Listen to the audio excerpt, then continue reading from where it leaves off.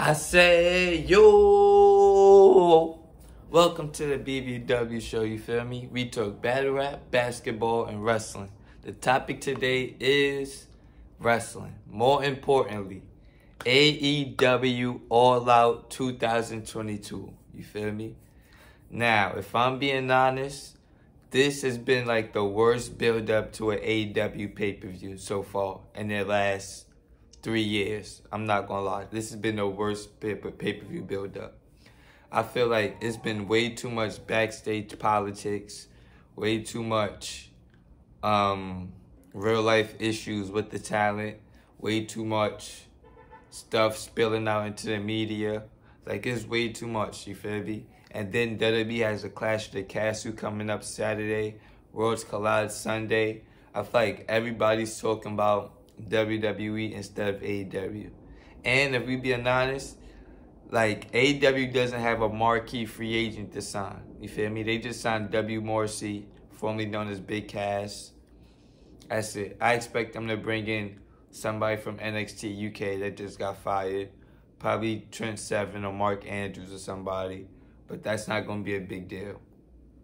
I feel like AEW really is in trouble right now. Honestly, they're really, really in trouble. It's too many egos back there. It's too many chefs in the kitchen. Honestly, that's all it boils down to. Let's get into this though first. CM Punk versus Jon Moxley 2.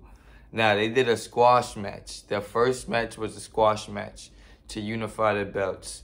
Everybody had an issue with that. Whether you liked it or not, like, nobody understood why they did it on TV 2 weeks before the pay-per-view. This week on Dynamite, we had CM Punk come on and cut a great promo. Him and I guess his former trainer, Ace Steel, like, the way they set this up was really, really good. I'm not gonna lie. It felt mad, organic. It felt emotional. They set it up really good, you feel me? So I'm somebody that did not care about CM Punk versus Moxley 2. But after this week on Dynamite and that Punk promo, I definitely care about it. I care about it. And I feel like CM Punk is going to win. CM Punk is going to win this week on this Sunday. CM Punk is going to win. And they've done something. They made the rematch feel bigger than the first match. And the first match was a unification match. And it was a squash match that only went 3 minutes. So you got to give CM Punk and Jon Moxley credit for that too. They built up this rematch really, really good with only a week, 10 days notice. But I'm going with CM Punk to win. We got Bryan Danielson versus Chris Jericho. Now, this is the third time they've done this storyline where it's like somebody doesn't want to wrestle current Chris Jericho. They want to wrestle Lionheart. The third time they did this. Eddie Kingston versus Chris Jericho was the same story. Jon Moxley versus Chris Jericho was the same story. And now Bryan Danielson, where it's going to be the Lionheart versus American Dragon. This just says that Chris Jericho's current character sucks. Like, either he sucks or in ring, or he just sucks. Because why is the storyline like, hey, I don't want to wrestle the new Chris Jericho. I want to wrestle the Chris Jericho from 30 years ago. Who's better now than they was 30? Who's better now than they was 30 years ago? Nobody. So why do y'all want to keep referring to that? Because the current Chris Jericho character is stupid and nobody likes it. That's the honest reason why, you feel me? That's why they keep doing this, repeating the same storyline. But I feel like Garcia might, I feel like this storyline is going to continue, for one. This is going to continue. None of Chris Jericho stuff is one and done. I can see Guevara turning on Jericho, and I can see him turning on Bryan Danielson, honestly. I feel like Bryan Danielson needs a big win. Like, he needs a big win. Him beating Daniel Garcia in 2 out of 3 falls is not a big win. Him beating Jake Hager this past Wednesday is not a big win. Bryan Danielson needs a big win on pay-per-view. I would want him to win, but I could see Chris Jericho winning this. I'm not going to lie. I'm going with Chris Jericho. AEW Women's World Title match. What is it? Interim World Title match. Toni Storm versus Britt Baker versus Jamie Hayter versus Hikaru Shida. I can see them putting the belt back on Britt Baker. I can see them putting the belt back on Britt Baker. Now, just because they put the belt back on Britt Baker, I don't mean that we're going to get Thunder Rosa versus Britt Baker when she come back. I could see somebody beating Britt Baker before Thunder Rosa come back. But in the meantime, I could definitely see them putting the whole women's division back on Britt Baker's back. So I'm going with her.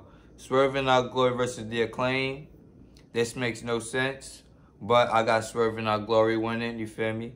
The Acclaim is going to be really good in a few years. Really, really good. Right now, they over because they're promos and they're rapping. But, like, in ring, they're going to be really, really good in, like, 2-3 years. I'm not going to lie. But I got the Swerve and Our Glory winning. Then we got Wardlow and FTR versus the Machine Guns and Jay Lethal. This makes no sense at all, honestly. FTR should definitely be getting a tag team title match. Wardlow should definitely defend his title one-on-one. They have 3 6-man tags. Think of that. They have 3 trios matches on this pay-per-view. That's bad booking because they just did a whole trios tournament and none of these 4 trios teams was in this tournament. But they're all on the same pay-per-view in a trios match. This is bad booking. I got Wardlow and FTR being the Machine Guns and Jay Lethal. This is not going to go anywhere anyway. Christian versus Jungle Boy Jack Perry. Now, this is a tough one. I can see Christian winning, but if the dinosaur turns heel on Jungle Boy, that's stupid. I'm not going to lie, that would be stupid. When Jungle Boy came back, the first thing he said was, Luchasaurus is my friend. He only did that so nobody would get next to you until I came back and beat up Christian. If he has Luchasaurus turn on him after saying that, that just makes him look very, very stupid. But the heel Luchasaurus was working. You feel me? I don't know. I think we in for a swerve, though. Tony Khan's on some Vince Russo stuff where he's just swerving people to swerve him. I'm going with Christian to win this match. I'm not going to lie. Ricky Starks versus Powerhouse Hobbs. Another one. Stupid. Both of them need a win. Both of them need this win. And I feel like they broke up Team Taz way too early. Way too early. They didn't accomplish anything. You feel me? I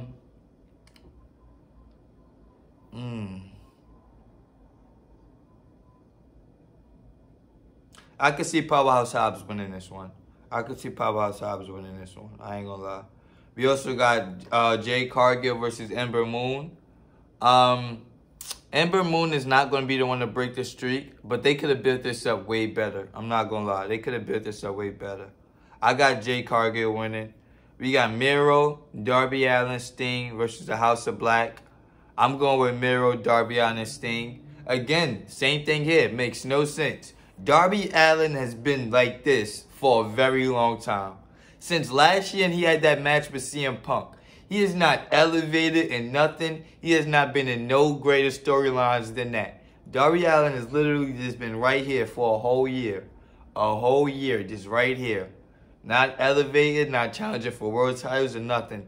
He had a feud with Ethan Page that went nothing, that lasted 6 months. He had a feud with Andrade that went nowhere, lasted 6 months. He in a feud with Brody King right now, going nowhere, lasting forever. Darby Allin, they literally got to do something with him. He is not elevated in the past year to me. They just keep putting him in stupid storylines that lead to stupid matches. Darby Allin has definitely got to elevate in some way. Same with Miro. Everybody's loving Miro. Everybody loves these God promos. He is going nowhere. Miro is going nowhere in the past year. Like, that's the problem with AEW.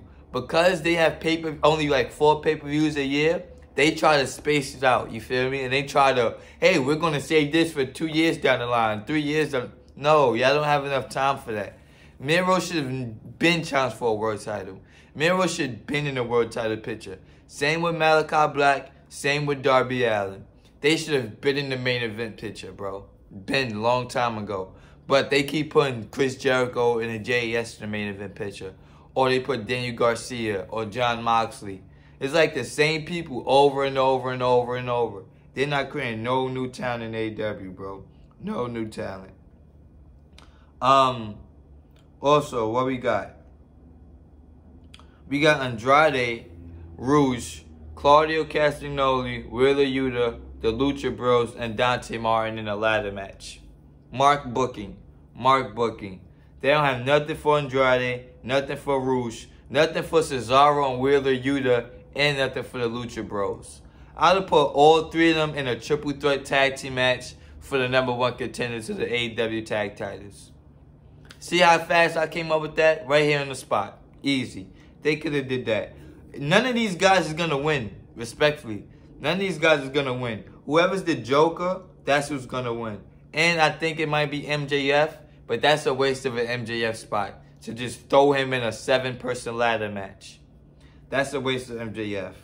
But whoever wins, I fake don't care because they're not going to beat CM Punk or Jon Moxley for the belt anyway. So it doesn't matter. We got the Elite of Kenny Omega and the Young Bucks versus Adam Page and the Dark Order. This hasn't been announced yet because we got to wait till Friday. Another thing, stupid. Very, very stupid. They had 2 different brackets for the Trios tournament. One they was doing on Dynamite, one they was doing on Rampage. Everybody knew that this was predictable from the beginning. Why do we need a whole tournament? And the tournament sucked. We had the Trust Busters in there. Who? The Trust Busters. Who? We had the Dark Order lose to the House of Black. I mean, the House of Black lost to the Dark Order. Who? Like, it's just been bad booking. I'm not going to lie. Now Hangman Page is about to be a substitute. And he's going to be subbed into the semifinals. Only have to wrestle 1 match and then go to the finals. Mark booking, bro. But this tournament was created for Kenny Omega and the Young Bucks. I'd be shocked if they didn't win. Even though they got Adam Cole and Red Dragon turned on them a month ago, we still haven't seen them. Now reports is coming out that they are not going to renew Bobby Fish's contract. So they don't have Undisputed Era no more. So it's like, bro, this has just been terrible. This has just been terrible, bro. Terrible, terrible, terrible. Also, we got Angelo Parker versus Hook on the buy-in on YouTube. Hook is winning, obviously. We got Pac versus Kip Sabian on YouTube. Pac is winning, obviously. And then we got Eddie Kingston versus Tomohiro Ishii. Very good match, but it's going to be on the buy-in. You feel me? So that's their buy-in. Pac versus Kip Sabian. Angelo Parker versus Hook. And Eddie Kingston versus Ishii. That's a pretty good buy-in. But I still stand on what I said. This has been the worst AEW pay-per-view.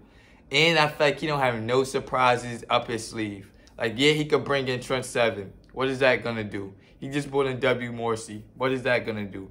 There's no marquee free agent that he's going to be able to sign. Yeah, he could probably bring Samoa Joe back. What is that going to do? Like, AEW's in a real issue, bro. Real issue. Like, real issue. MJF been going for a whole 3 months now. They have to bring him back in a meaningful way.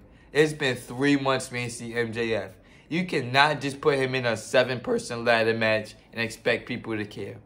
That's a waste of MJF return, in my opinion. Let me know what you think in the comment section. Like, comment, share, subscribe. I'll be back with more.